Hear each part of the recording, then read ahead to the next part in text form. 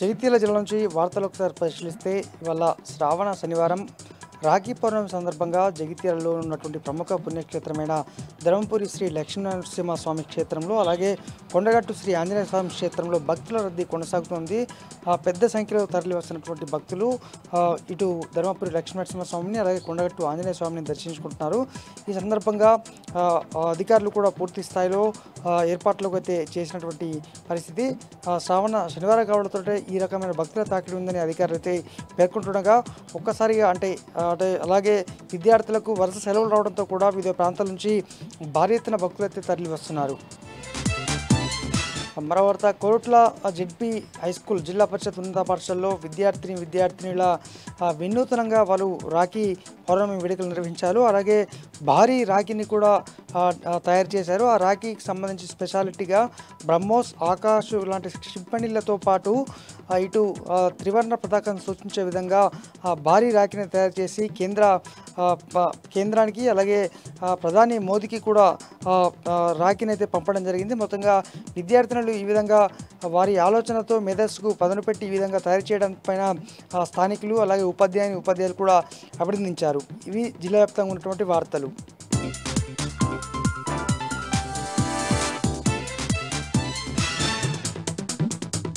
రానున్న 3 రోజుల పాటు హైదరాబాద్లో భారీ నుండి అతి భారీ వర్షం పడే అవకాశాలు కూడా ఉన్నాయని ఇప్పటికే వాతావరణ శాఖ హెచ్చరికలు కూడా జారీ చేసింది. పలు జిల్లాలో మాత్రం కొన్ని జిల్లాలో తేలికపాటి నుండి మోస్తారు వర్షం కూడా కురిసే అవకాశాలు ఉంటాయి. ప్రధానంగా చూసుకుంటే ఉత్తర తెలంగాణ నుండి ఈశాన్య తెలంగాణలో కూడా వర్షం పడే అవకాశాలు ఉంటాయి. క్యుమ్నోనింబస్ మేఘాల వల్ల కూడా భారీ వర్షం కూడా చోటు చేసుకుందని ఇప్పటికే చెప్పారు. లోతట్టు ప్రాంతాలలో కూడా ప్రజలు అప్రమత్తంగా ఉండాలి. ట్రాఫిక్ సమస్యలు ఉంటాయి కాబట్టి ట్రాఫిక్ అధికారులు కూడా ట్రాఫిక్ డైవర్షన్ కోసం కూడా ఏర్పాట్లు చేయాలని కూడా ఇప్పటికే వాళ్ళు ప్రధానంగా తెలిపారు. మరి ముఖ్యంగా చూసుకుంటే హైడ్రా, జిహెచ్ఎంసీ అధికారులు, టీఎస్ఎస్, ఎస్పీడీసీఎల్ అంటే ఎలక్ట్రిసిటీ డిపార్ట్మెంట్ ముగ్గురు అప్రమత్తమై ఎక్కడైతే లోతట్టు ప్రాంతాల్లో మరి ఎఫెక్టెడ్ అయ్యే ప్రాంతాలు కూడా అక్కడ సురక్షిత ప్రాంతాలకు తరలించాలి. అక్కడ ఎలాంటి ఇబ్బంది లేకుండా చూడాలని ఇప్పటికే వాతావరణ శాఖ మరి అన్ని జిల్లా కలెక్టర్లకు ఆదేశాలు ఇవ్వడం జరిగింది. 6వ రోజుకు చేరుకున్న సినీ కార్మికుల పోరుబాట ఇప్పటికే 6వ రోజుకు చేరుకుంది. ప్రధానంగా చూసుకుంటే హైదరాబాద్లో ఫిలిం ఛాంబర్లో ఇప్పటికే నిర్మాతలు కూడా భేటీ కానున్నారు. తెలుగు ఫిలిం ఫెడరేషన్ మరియు నిర్మాతలు అటు భేటీ అయి వేతనాలు పెంచాలని ఏదైతే సినీ కార్మికులు చెప్తున్నారో దానిపైన చర్చలు కూడా జరగడం అవుతుంది. మరి ప్రధానంగా దీనిలో చూసుకుంటే సినీ వేతనాలు కూడా పెంచితే మాకు ఆర్థికంగా, సామాజికంగా కూడా బాగుంటుంది. ఎందుకంటే సినిమా ప్రారంభం నుండి ఎండింగ్ వరకు కూడా మేము ఇదే కష్టపడతాం కాబట్టి తప్పకుండా మాకు వేతనాలు పెంచాలి. మేము ప్రతి ఒక్కరం కూడా అంటే ఇలా ఇప్పటికే వాళ్ళ అనుబంధ సంఘాలు ఏదైతే కార్మికులు వాళ్ళందరూ కూడా ఇప్పటికే షూటింగ్లని బంద్ చేసుకొని కూడా ప్రతి ఒక్క దగ్గర కూడా ధర్నాకు దిగారు. మరి ప్రధానంగా చూసుకుంటే హైదరాబాద్లో ఈ రోజు కనుక తేలకపోతే ఇంకా రానున్న రోజుల పాటు ఇది తీవ్రత స్థాయిలో ఉంటుందని కూడా తెలిపారు. ప్రధానంగా ఒక్కొక్కరికి వ్యక్తిగతంగా నోటీసులు పంపడం కూడా ఇది కరెక్ట్ కాదని ఇప్పటికే సినీ కార్మికులు మండిపడుతున్నారు.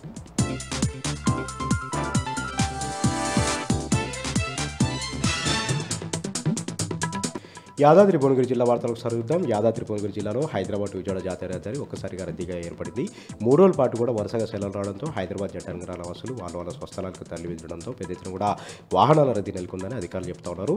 ఒక్క రోజులో 60,000 వాహనాలు ప్రయాణించినట్టుగా కూడా చెప్తా ఉన్నారు. నిన్న వరలక్ష్మి వ్రతం, ఇవాళ రాఖీ పౌర్ణమి, రేపు ఆదివారం సెలవు రోజు కావడంతో పెద్ద ఎత్తున కూడా వాహనదారులు వారి వాహనాలతో స్వస్థలాలకు వెళ్తున్నటువంటి క్రమంలోనే ఒక్కసారిగా వాహనాల రద్దీ నెలకొందని కూడా చెప్తా ఉన్నారు. దీంతో చౌటుప్పల్ మండలం పంతంగి టోల్ ప్లాజా వద్ద, చిల్లకల్లు టోల్ ప్లాజా వద్ద, కొర్లపాటు టోల్ ప్లాజా వద్ద ఒక్కొక్క వాహనం బయటకు వెళ్ళడానికి 5 నిమిషాల సమయం పడుతుండడంతో టోల్ ప్లాజాల వద్ద వందల వాహనాలతో ట్రాఫిక్ జామ్ ఏర్పడినట్టుగా కూడా అధికారులు చెప్తా ఉన్నారు. ముందస్తుగా చర్యలు తీసుకున్నప్పుడు కూడా వేల వాహనాలు రోడ్డు ఎక్కడంతో ఈ పరిస్థితి వచ్చిందని కూడా చెప్తా ఉన్నారు. ఇక తిరుగు ప్రయాణంలో ఎలాంటి ఇబ్బంది లేకుండా పకడ్బందీగా చర్యలు తీసుకుంటున్నట్లు రాచకొండ సంబంధించినటువంటి ట్రాఫిక్ పోలీసులు చెప్తా ఉన్నారు.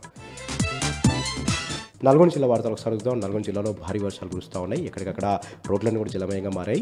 పెద్ద ఎత్తున జలకలు సంతరించుకున్నాయి. ప్రాజెక్టులన్నీ కూడా ప్రధానంగా మూసీ నది అయితే మహోద్ధృతంగా ప్రవహిస్తూ ఉంది. హైదరాబాద్లో కురుస్తున్నటువంటి భారీ వర్షాలకు తోడు స్థానికంగా కూడా భారీ వర్షాలు కురుస్తుండడంతో నకరికల్, కేతపల్లి, చిట్యాల, రావణపేట మండలాల్లో మూసీ నది అయితే మహోద్ధృతంగా ప్రవహిస్తూ ఉంది, పోటెత్తి ప్రవహిస్తూ ఉంది.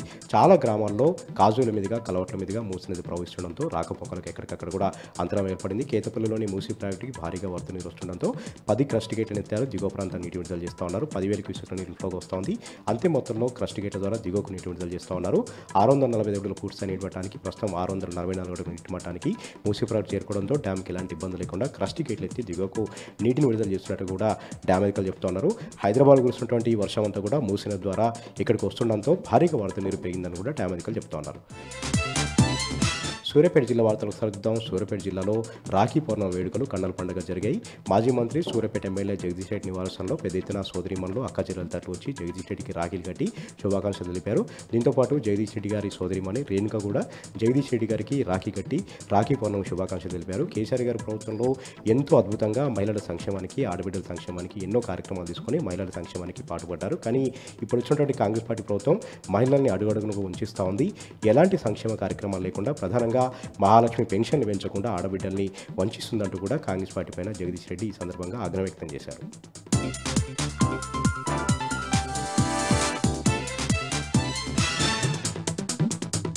మంచిర్యాల జిల్లా ప్రధాన వార్తలకు వస్తే జన్నారం మండలం కవ్వాల్ టైగర్ జోన్ పరిధిలోని పాలగోరి అటవీ ప్రాంతంలో ఉద్రిక్తత చోటు చేసుకుంది.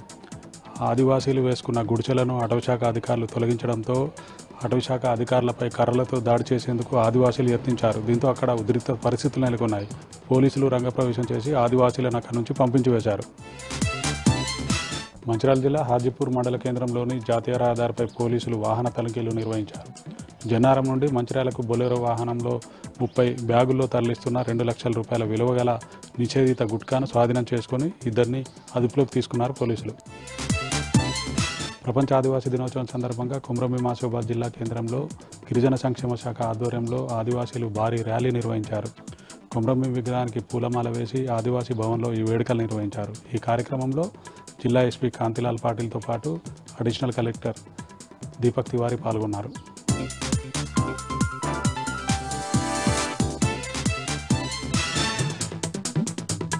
ఆదిలాబాద్ జిల్లా వార్తల విషయానికి వస్తే ఈరోజు ప్రపంచ ఆదివాసీ దినోత్సవం సందర్భంగా ఆదివాసీ సంఘాల ఆధ్వర్యంలో ప్రపంచ ఆదివాసీ దినోత్సవాన్ని జిల్లా కేంద్రంలో ఘనంగా నిర్వహించారు. కలెక్టర్ చౌరస్తా నుంచి కలెక్టర్ కార్యాలయం వరకు కొనసాగిన భారీ ర్యాలీలో ఆదివాసీ సంఘాల ఆధ్వర్యంలో ఆదివాసీ పాల్గొన్నారు. ఈ సందర్భంగా డప్పు వాయిద్యాలు వాయిస్తూ ఆదివాసీ సంస్కృతి సంప్రదాయాల మేరకు నృత్యాలు చేస్తూ పలువురిని ఆకట్టుకున్నారు. ఈ సందర్భంగా జడ్పీ సమావేశం జరిగిన ప్రపంచ ఆదివాసీ దినోత్సవ సభలో మాజీ మంత్రి బీఆర్ఎస్ పార్టీ జిల్లా అధ్యక్షుడు జోగు రామన్న పాల్గొన్నారు. జోగు రామన్న మాట్లాడుతూ ప్రపంచానికి ఆదివాసీ సంస్కృతి సంప్రదాయాన్ని తెలియజెప్పిన ఘనత బీఆర్ఎస్ ప్రభుత్వానికే దక్కుతుందన్నారు. గత 10 ఏళ్ల బీఆర్ఎస్ ప్రభుత్వ పాలనలో ఆదివాసీ సంక్షేమ అభివృద్ధికి ఎన్నో అభివృద్ధి కార్యక్రమాలు చేపట్టామని వివరించారు. ఆదివాసీల సమస్యల పరిష్కారానికి బీఆర్ఎస్ పార్టీ అండగా నిలుస్తుందని పేర్కొన్నారు. ఇక మరో వార్తా విషయానికి వస్తే ఊట్నూరు ఏజెన్సీ ప్రాంతంలో ఆదివాసీ గ్రామాలలో ప్రపంచ ఆదివాసీ దినోత్సవాన్ని ఘనంగా నిర్వహించారు. ఊట్నూరు మండల కేంద్రంలో నిర్వహించిన ఆదివాసీ ప్రపంచ దినోత్సవంలో జిల్లా కలెక్టర్ రాజశ్రీ షా, అలాగే జిల్లా SP Akhil Mahajan, ITDA PO Kajal Gupta, ASP Kajol సింగ్తో పాటు ఆదివాసీ సంఘాల నాయకులు పాల్గొన్నారు. అంబేద్కర్ చౌరస్తా నుంచి కేవీ కాంప్లెక్స్ వరకు కొనసాగిన భారీ ర్యాలీలో జిల్లా ఎస్పీతో పాటు కలెక్టర్, ఆదివాసీ సంఘాల నాయకులు పాల్గొన్నారు. ఈ సందర్భంగా డప్పు వాయిద్యాలతో ఆదివాసీ సంస్కృతి సంప్రదాయాలతో నిర్వహించిన నృత్యాలతో పాటు గుస్సారి నృత్యాలను ఆవుతులను ఆకట్టుకున్నాయి. అనంతరం కేబీ కాంప్లెక్స్ వద్ద కొమరంభీం విగ్రహానికి, రామ్జీ గోండు విగ్రహానికి జిల్లా ఎస్పీ కలెక్టర్తో పాటు ఆదివాసీ సంఘాల నాయకులు పూలమాలలు వేసి ఘనంగా నివాళులర్పించారు. అనంతరం కేబీ కాంప్లెక్స్ ఏర్పాటు చేసిన ఆదివాసీ ప్రపంచ దినోత్సవ మహాసభలో జిల్లా కలెక్టర్తో పాటు ఎస్పీ పాల్గొన్నారు. ఈ సందర్భంగా జిల్లా కలెక్టర్ మాట్లాడుతూ ఆదివాసీ సంస్కృతి సంప్రదాయాలు ఎంతో గొప్పయని, వాటిని కాపాడుకోవాల్సిన బాధ్యత ఆదివాసీలపైన ఉందన్నారు. అలాగే ఆదివాసీల సమస్యల పరిష్కారానికి తన వంతు కృషి చేస్తారని, ఆదివాసీల సంక్షేమ అభివృద్ధి కార్యక్రమాల కోసము ప్రభుత్వం ఎంతో కృషి చేస్తుందని పేర్కొన్నారు. ఇక నిర్మల్ జిల్లా వార్తల విషయానికి వస్తే నిర్మల్ జిల్లాలోనూ జిల్లా వ్యాప్తంగా కూడా ప్రపంచ ఆదివాసీ దినోత్సవాన్ని ఆదివాసీ సంఘాల ఆధ్వర్యంలో ఘనంగా నిర్వహించారు. జిల్లా కేంద్రంలో ఆదివాసీ హక్కుల పోరాట సమితి ఆధ్వర్యంలో భారీ ర్యాలీ నిర్వహించారు. టీఎన్జీఓ భవన్ నుంచి మినీ ట్యాంక్ బండ్ వరకు ఈ ర్యాలీ కొనసాగింది. ఈ సందర్భంగా డప్పు వాయిద్యాలతో ఆదివాసీ సంస్కృతి సంప్రదాయాలు ఉట్టిపడేలా నృత్యాలు ఆవతులను ఎంతో ఆకట్టుకున్నాయి. ఈ సందర్భంగా ఆదివాసీ సంఘాల నాయకులు మాట్లాడుతూ కేంద్ర రాష్ట్ర ప్రభుత్వాలు ఆదివాసీలను చిన్నచూపు చూస్తున్నాయని ఆవేదన వ్యక్తం చేశారు. రాష్ట్ర ప్రభుత్వము 49 జీవోను అమలు చేస్తూ ఆదివాసీల హక్కులను కలరాస్తుందని ఆవేదన వ్యక్తం చేశారు. ఇప్పటికైనా కేంద్ర రాష్ట్ర ప్రభుత్వాలు ఆదివాసీల అభివృద్ధిపై దృష్టి సారించాలని, అలాగే పోడు భూముల విషయంలో ఆదివాసులకు అన్యాయం చేయొద్దని, ఆదివాసులకు అండగా నిలవాల్సిన బాధ్యత కేంద్ర రాష్ట్ర ప్రభుత్వంపై ఉందన్నారు. ఇక ఈరోజు నాగర్ కర్నూలు జిల్లా ప్రధాన వార్తలు చూసినట్టయితే నాగర్ కర్నూలు జిల్లా వ్యాప్తంగా కూడా కొన్ని రోజుల నుంచి వర్షాలు దంచి కొడుతున్నటువంటి పరిస్థితి కనిపిస్తూ ఉంది. ఎడతెరిపి లేనటువంటి వర్షాలకు వాగులు వంకలు పొంగిపొర్లుతూ ఉన్నాయి. జిల్లాలో ఉన్నటువంటి దుందుబి నది ఉధృతంగా ప్రవహిస్తుండడంతో కొన్ని గ్రామాల మధ్య రాకపోకలు నిలిచిపోయినటువంటి పరిస్థితి కనిపిస్తూ ఉంది. తాడూరు ఊరుకొండ మధ్య ఉన్నటువంటి మాదారం సిరిసవాడ గ్రామాల మధ్యలో కూడా రాకపోకలు నిలిచిపోవడంతో అక్కడ రైతులతో పాటు గీత కార్మికులు, వ్యవసాయం చేసుకునే వాళ్ళంతా కూడా అనేక ఇబ్బందులు పడుతున్నటువంటి పరిస్థితి కనిపిస్తూ ఉంది. ఇటు ఉప్పునుంతల, ఒంగూరు మండలాలకు సంబంధించి ఉల్పర, మొల్గర మధ్య గ్రామాల మధ్య కూడా రాకపోకలు నిలిచిపోయాయి. దుందుబి నది ఉధృతంగా ప్రవహిస్తుండడంతో అటు అచ్చంపేట నుంచి హైదరాబాద్ నుంచి వచ్చే వాళ్ళంతా కూడా ఇబ్బందులు ఎదుర్కొంటున్నటువంటి పరిస్థితి కనిపిస్తూ ఉంది. కల్లూరు నుంచి తెలకపల్లి వెళ్ళేటువంటి ప్రధాన రహదారి ఏదైతే ఉందో దుందుబి నది మధ్యన రఘుపతిపేట, రామగిరి నుంచి కూడా ఉధృతంగా దుందుబి నది ప్రవహిస్తుండడంతో అక్కడ కూడా రాకపోకలు నిలిచిపోవడంతో పలు గ్రామాలకు రాకపోకలంతా కూడా అస్తవ్యస్తంగా మారింది. దీంతో ప్రజలు అనేక ఇబ్బందులు ఎదుర్కొన్నటువంటి పరిస్థితి కనిపిస్తూ ఉంది. ఇదంతా కూడా బ్రిడ్జి నిర్మాణాలు, వంతెనలు లేకపోవడం వల్లే ఇదంతా కూడా ఇబ్బందులు చాలా ఏళ్ల నుంచి ఎదుర్కొంటున్నామని చెప్పేసి ప్రభుత్వం పట్టించుకొని వేగంగా అక్కడ వంతెనలు నిర్మిస్తే మాకు రాకపోకలకు సులువు అవుతుందని చెప్పేసి కూడా అక్కడ ఉండేటువంటి ప్రజలు ప్రభుత్వాన్ని డిమాండ్ చేస్తున్నటువంటి పరిస్థితి కనిపిస్తుంది. మరొక వార్త చూసినట్టయితే అన్నా చెల్లెల అనురాగానికి, ప్రేమలకు ప్రతీక అయినటువంటి రాఖీ పౌర్ణమి వేడుకలు నాగర్ కర్నూలు జిల్లా వ్యాప్తంగా కూడా ఎంతో ఘనంగా నిర్వహించుకుంటున్నారు. అన్నా చెల్లెళ్ల మధ్య ఉండేటువంటి అనురాగము ఇటు వయోభేదం లేకుండా చిన్నపిల్లల నుంచి వయో వృద్ధుల వరకు కూడా నిర్వహించుకుంటున్నారు. అక్క చెల్లెళ్ళు, అన్నా తమ్ముళ్లకు తమ రాఖీలు కట్టి ఎంతో సంబరం చేసుకుంటున్నటువంటి పరిస్థితి కనిపిస్తుంది. మిఠాయిలు తినిపించి శుభాకాంక్షలు తెలుపుతున్నటువంటి పరిస్థితి కనిపించింది. వారికి కొత్త వస్త్రాలు పెట్టి తమ అనురాగాన్ని చాటుతున్నటువంటి పరిస్థితి కనిపిస్తూ ఉంది. ఈ రాఖీ పౌర్ణమి సందర్భంగా నాగర్ కర్నూలు జిల్లాలోని కల్వకుర్తి, అచ్చంపేట, కొల్లాపూర్, నాగర్ కర్నూలు జిల్లా వ్యాప్తంగా కూడా ఇటు ఏ గ్రామంలో చూసినా, ఏ పట్టణంలో చూసినా పండుగ వాతావరణం కనిపిస్తూ ఉంది. గ్రామాలన్నీ కూడా పండుగ శోభితాన్ని తలపిస్తున్నటువంటి పరిస్థితి మొత్తం నాగర్ కర్నూలు జిల్లా వ్యాప్తంగా కూడా కనిపిస్తుందని చెప్పవచ్చు. మరొక వార్త చూసినట్టయితే రంగారెడ్డి జిల్లా కల్వకుర్తి నియోజకవర్గంలోని మాడుగుల మండలంలోని అందుగుల గ్రామంలోని 2వ వార్డులో ఈరోజు మహిళలు రోడ్లపైన వరి నాట్లు వేసి వినూతన నిరసన తెలిపినటువంటి పరిస్థితి కనిపించింది. తన 2వ వార్డులో ఉన్నటువంటి రోడ్లన్నీ కూడా కొంచెం వర్షం పడిందంటే గోతులమయమై మొత్తం వర్షపు నీరు నిలవడంతో అనేక ఇబ్బందులు ఎదుర్కొంటున్నామని చెప్పేసి, రాకపోకలకు ఇబ్బందులు కావడమే కాకుండా దుర్గంధం వెదజల్లుతుందని చెప్పేసి, దీంట్లో బురదమయం కావడంతో ఇటు దోమలు ఉధృతిగా వ్యాపించడంతో అనారోగ్యాల పాలవుతున్నామని చెప్పేసి, పిల్లలు, వృద్ధులు ఎంతో ఇబ్బందులు ఎదుర్కొంటున్నామని చెప్పేసి ప్రస్తుతం ఉన్నటువంటి ప్రజాప్రతినిధులతో పాటు అధికారులు వెంటనే స్పందించి తమ గ్రామంలో ఉన్నటువంటి రోడ్లన్నీ కూడా బాగు చేయాలని చెప్పేసి, లేని పక్షంలో పెద్ద ఎత్తున ఆందోళన చేస్తామని చెప్పేసి కూడా అందుగుల గ్రామానికి సంబంధించినటువంటి మహిళలతో పాటు ఆ కాలనీ ప్రజలు హెచ్చరించినటువంటి పరిస్థితి కనిపించింది. మరొక వార్త చూసినట్టయితే వనపర్తి జిల్లా కొల్లాపూర్ నియోజకవర్గంలోని పాన్గల్ మండల కేంద్రంలో ఈరోజు గిరిజనుల తరపున బీఆర్ఎస్ పార్టీ నేతలు నిరసనకు దిగినటువంటి పరిస్థితి కనిపించింది. పాన్గల్ మండలం కిష్టాపూర్ తండాకు సంబంధించినటువంటి 12 మంది గిరిజనుల పైన అటవీ శాఖ అధికారులు పెట్టినటువంటి అక్రమ కేసులను ఎత్తివేయాలంటూ బీఆర్ఎస్ నేతలు నిరసన వ్యక్తం చేసినటువంటి పరిస్థితి కనిపించింది. ఎవరైతే గిరిజనులు పోడు భూములు దున్నుకుంటున్నారో ఆ పోడు భూములకు పట్టాలు ఇవ్వాలని చెప్పేసి కూడా వాళ్ళు డిమాండ్ చేసినటువంటి పరిస్థితి కనిపించింది. ఈ గిరిజనులు ఎవరైతే 12 మంది ఉన్నారో వాళ్ళ పైన అక్రమ కేసులు ఎత్తివేయకపోతే, పోడు భూములు దున్నుకుంటున్నటువంటి రైతులు, గిరిజన రైతులకు వాళ్ళకి పట్టాలు ఇవ్వకపోతే బీఆర్ఎస్ పార్టీ తరఫున పెద్ద ఎత్తున ఆందోళనకు దిగుతామని చెప్పేసి కూడా వాళ్ళు ప్రభుత్వాన్ని హెచ్చరించినటువంటి పరిస్థితి కనిపించింది.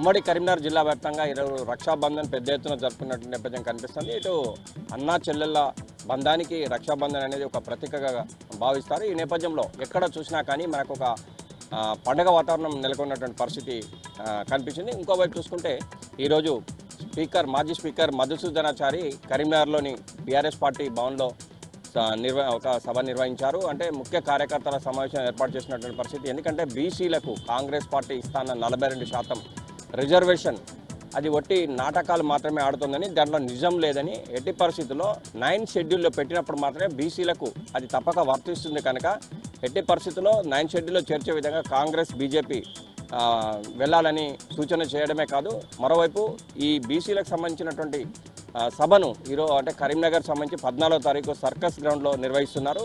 దీనికి పెద్ద ఎత్తున బీసీలందరూ కూడా హాజరు కావాలని చెప్పి పిలుపునిచ్చిన నేపథ్యం మనకు కనిపిస్తుంది. అంటే బీసీలకు సంబంధించి ఏకతాటిపైకి వచ్చి 42% తప్పకుండా ప్రతి ఒక్కరు కూడా అమలు చేసుకోవాలంటే 14న జరిగే సభను విజయవంతం చేయాలని చెప్పి మాజీ స్పీకర్ మధుసూదనాచారి చెప్పినటువంటి నేపథ్యం. అంటే ఇటు మాజీ స్పీకర్ మధుసూదనాచారితో పాటు అంటే ఇన్ఛార్జీలే కావచ్చు, మాజీ ఎమ్మెల్యేలు, మరోవైపు చూసుకుంటే స్థానిక ఎమ్మెల్యే గంగుల కమలాకర్ కూడా పాల్గొన్నటువంటి పరిస్థితి మనకు కనిపించింది.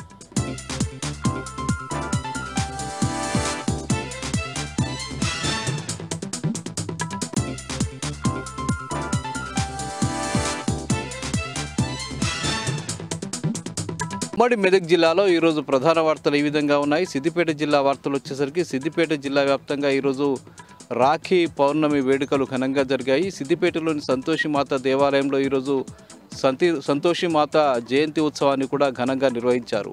నిన్న ప్రారంభమైనటువంటి ఉత్సవాలు ఈ రోజు వరకు కూడా కొనసాగాయి. నిన్న వరలక్ష్మి వ్రతం సందర్భంగా కూడా ప్రత్యేక పూజలు, వ్రతాలు దేవాలయంలో నిర్వహించారు. ఈరోజు అమ్మవారి పుట్టినరోజు సందర్భంగా విశేష అలంకరణలు, అభిషేకాలు, అట్లాగే రక్షాబంధన్ కార్యక్రమాన్ని కూడా పెద్ద ఎత్తున ఉత్సవ విగ్రహాలతో కలిసి నిర్వహించడం జరిగింది.